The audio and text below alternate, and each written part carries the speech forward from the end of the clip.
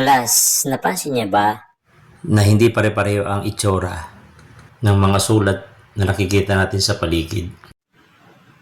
tingnan niyo ito? Bakit kaya ito kaarte ang sulat ng mga diploma? Pero kapag tumingin ka naman sa kalsada, gaya ng bawal tumawid, bakit sobrang simple lang? Alam niyo ba na ang bawat estilo ng litra ay may kanya-kanyang gamit? Ngayong araw, alamin natin ang iba't ibang uri ng lettering style at kung paano ito gawin.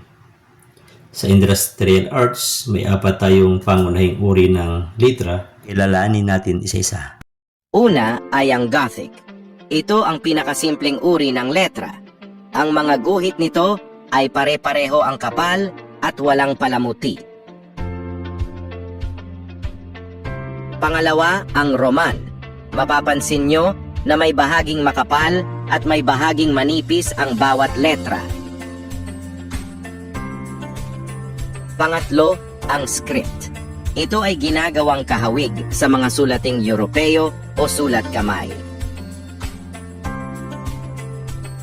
Pang-apat, ang text. Ito ay may maraming palamuti at ginagamit sa mga espesyal na okasyon.